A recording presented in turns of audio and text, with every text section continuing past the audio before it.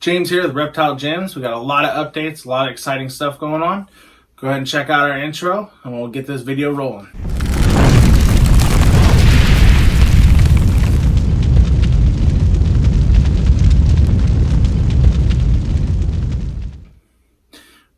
Hey guys, hope you guys like that intro. It's something we've been trying to figure out how to do for a really long time. Shane Kelly from Small Town Exotics helped me find a editor or somebody to help me do that. We got a bunch of different ones. We're going to test them out. Go ahead and make a comment in this video and see how you guys like this one. I'll try a different one in each video. See which one you guys like the best. So as you guys can see behind me, we got the Freedom Breeder 1040s. We got 2 of those. And then we also have 4 levels of 70s under it. So this is very tall. I got a big step ladder and I kind of climb them like a ladder, like you see Jesse do in his videos. Love them. We're going to do a video on them, and then also kind of how I do my tagging and ID. I have some really cool stuff that I've been working on this year. It's not a necessity, but it's stuff that I like to do. But little breeding tags. So when I put a male in with the female, I put this on the left-hand side. If I see a lock or if I see courting, I put it in a different spot so I know at a glance. We'll get into that in a different video. I'm going to kind of walk you guys through it, how I set that up and how I do it. Kind of took a bunch of different people's ideas and put them into what I want and how I want to do it. So that's really exciting. A lot of clutches this year so far. We got a lot of stuff that we're excited about. The biggest stuff that I'm really excited about this year is I got a Super Gravel male and a bunch of Yellow Belly combo females. So I really want to hit some combo highways. The one that we're really excited about is a GHI Spot Nose Yellow Belly to a Super Gravel. Want to hold the female back, try to produce Super Gravel combos. That's my goal. We also got into some Desert Ghost stuff. So we got a lot of stuff going. A lot of stuff being raised up, still not quite there. I try to hit my females around that 2,000 grams to breed them. I feel like they bounce back, but there are some that are, different exceptions. I do have a clutch for you guys today that I'm going to pull. It's a Mystic Potion bred to a Mystic Lesser. Hoping for my record. My record eggs is 13, so I'm hoping at least to get to that or beat it. I've had 2 10-egg clutches this year. I'm going to show you guys how I set up an egg box. I've shown you guys different, ways in the past, but this year we've been doing this way and really love it. We're using the Easy Hatch trays. Love them. Great product. Love how the eggs kind of sit in that little cradle and they don't roll around. You see a lot of people using them nowadays. That definitely shows in the professionalism and the design of that. We really like it. So we're going to go from there. We're going to pull that clutch. But first, let's go ahead and set up the egg box. And then we'll go ahead and get that girl off her eggs. And hopefully we hit that 13 or 14 eggs. Alright guys, so we're going to set up the egg box here. We got a Sterilite bin. I put you guys will see in my ID, but it's like a business card adhesive sleeve. I put the tag on a business card. I'll show you guys that when we do the video ID, the ID video. So these are just your Sterilite 6-quart tubs. Nothing fancy. Got your Easy Hatch trays. Those are a must. Got 2 of those because it's a big clutch and there's 10 spots. So I think it's going to be over 10, so I'll try to split it equally. So what I do is I got a drill bit, 1/8 inch, and right in the top, I just put a hole on both sides. So I go ahead and I'll cover this with plastic. And why I do that is I want the humidity to stay in this box, but I want a little bit of airflow through the box. And I kind of use Brian Gundy's from For Goodness Sakes, his video on this and how to set it up. And then different people, there's not only one way you guys can do this. So kind of find a way that, works for you guys. There's many ways to incubate some eggs. So what we use here, just because I had it from the way I used to incubate eggs, is I do a mixture of vermiculite and perlite. When you use the Easy Hatch trays, you can actually just use water, or you can use just like a sponge as kind of your substrate for the humidity. But what we do here is just kind of a couple cups of this. What I want to try to do is get a good thickness. You want about 1 inch, 1.5 inches That way you can get a good amount of water in there, and then the water doesn't splash up on the eggs when you move it around. So you guys can see here, you know, good mixture. And I'm just gonna set up one box here for you guys on the video. So then I got this, which is about a gallon and a half of water. And I just kind of pour that evenly. And you guys use the water on the Easy Hatch trays. You don't have to not use that much. So right now is I got a little bit extra water. So I'll actually just take that over to like a water bucket that I have of junk water and dump that out.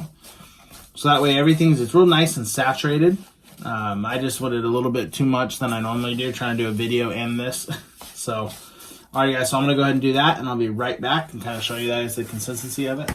So when I squeeze this, a bunch of water comes out, which is what you want.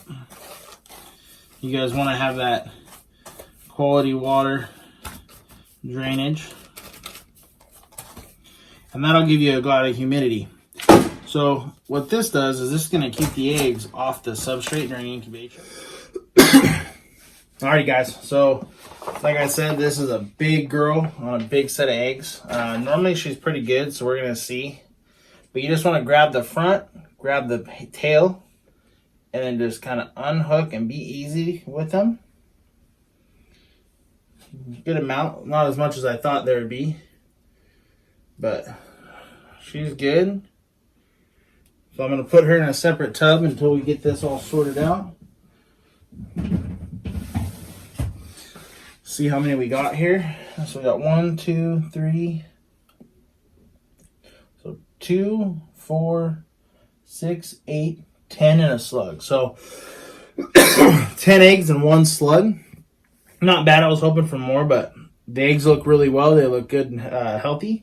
So we're going to go ahead. I'm going to weigh the clutch, and then we're going to come back and show you guys all them in the actual hatch box. That way you guys can see them all in the Easy Hatch tray. Alright guys, so here's the eggs in the tray. What you want to do is, sometimes you're going to get some long eggs where they're not, you know, perfectly normally shaped. So what you want to try to do is make sure the eggs do not touch any of the sides. That's the biggest thing. What happens is if they get, you know, water on the eggs, it can cause mold. If there's a lot of water, it actually causes the eggs to drown, which if it's a little bit of water running down the sides, or they're not going to drown the egg, but it can actually cause mold to grow, cause the egg to go bad. So yeah, 10 eggs from this girl. Pretty happy with that. Wish it was a little bit more, but good size eggs, good healthy eggs. So what we do next is we have press and seal. I'll do this off camera, but so just press and seal. It's probably backwards on there for you guys. But I go ahead and put that over the top, put a lid on it, and then about a week before they hatch, I go ahead and pull that off. Let them breathe a little bit. There's different videos out there of people saying you don't have to do that. But I do. That's it, guys. Like I said about the updates, my wife and I had our first son, our first child, was, you know, our boy, Jamison Cooper Galbraith. Been a change. Trying to get everything, you know, done in a timely manner and put time aside. But it's one of the best things that you'll ever experience. The other night I was in here cleaning. I've been doing night shifts, and he had his little swing right out here. I had this door open, and his swing was right there, and got the TV going, and he was sitting there just watching me, eyes open, when he was sleeping during the day and then up at night. So it was it was fun. But so guys, I'm gonna update you on all the clutches that are hatching this year. Next clutch is a Candino to an albino. If anybody follows me or goes to our shows, our albinos that come from that Candino are off the chart amazing. I showed Garrett DeMeyer some pictures from the clutch, and when I went to Tinley this last October with Freedom Breeder, and he was very impressed. And you guys all know Garrett DeMeyer is known for his albinos, so that was a cool thing. So I got 10 eggs from that. I can have Candinos or albinos. About 4 days after that, we have a leopard to a Pastel Lesser Enchi. Anybody that knows me knows I love the leopard, and I love that Codom. One of my mentors, Jimmy Cruz, always told me that you want to hit base hits. You don't want to try to swing for the fence and make those, crazy, complicated, genetics. You want to just hit base hits. People like those animals, as pets and things like that. They're affordable. So that's what I try to do, just to help kind of feed the collection.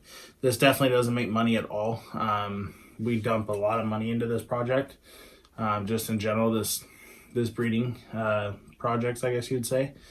But those smaller animals help, put some food in the freezer, get paper for our liners that we use, which I'm going to do a video actually of how I make our paper, which is pretty exciting. We'll see kind of how it goes. I was going to do going to Home Depot and picking up the rolls of paper that we use, but probably not a good idea with all the pandemic and all that stuff going on. So,